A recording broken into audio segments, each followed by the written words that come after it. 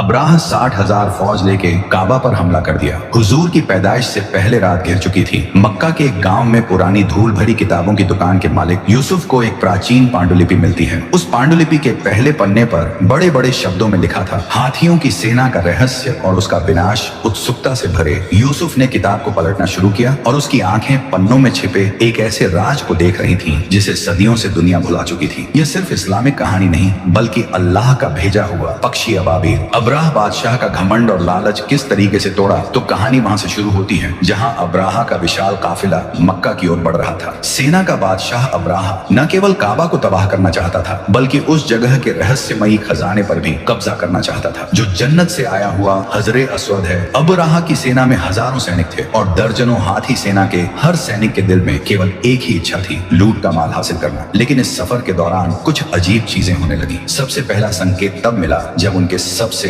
बड़े हाथी महमूद ने अचानक रास्ते में चलने से इनकार कर दिया। वह किसी अदृश्य ताकत से डरा हुआ दिखता था, जैसे उसे किसी भयावह घटना का आभास हो चुका हो। रात होते ही सेना के शिविर में अजीब घटनाएं शुरू हो गईं। सैनिकों ने देखा कि उनके खाने के बर्तन अचानक गायब हो रहे थे। कई सैनिकों ने कसम खाई कि उन्होंने आसमान में काले धुएं जैसी परछाइयां तैरती देखी हैं। एक रात 3 सैनिक अचानक गायब हो गए। उनकी जगह सिर्फ जले हुए कपड़े और राख पड़ी मिली। अब्राह ने इसे एक साधारण भ्रम समझा और सैनिकों का मनोबल बढ़ाने की कोशिश की, लेकिन अंधेरे में धीरे धीरे भय फैलने लगा। कुछ सैनिकों का मानना था कि मक्का के लोग कोई प्राचीन जादू चला रहे हैं। दिन सेना काबा से सिर्फ कुछ मील की दूरी पर थी। अब्राह ने आदेश दिया कि महमूद हाथी को सबसे आगे रखा जाए ताकि वह काबा के दरवाजे को गिरा सके। लेकिन जैसे ही सेना काबा की ओर बढ़ी, महमूद घबराकर अपनी जगह पर बैठ गया। वह किसी भी कीमत पर आगे नहीं बढ़ना चाहता था। अब्राह ने हाथी पर कोड़े बरसाने का आदेश दिया, लेकिन हाथी का हिलना भी मुश्किल था। तभी एक बूढ़ा रहस्यमयी दरवेश अब्राह के पास आया और धीमे स्वर में कहा, रुक जा, तुम नहीं जानते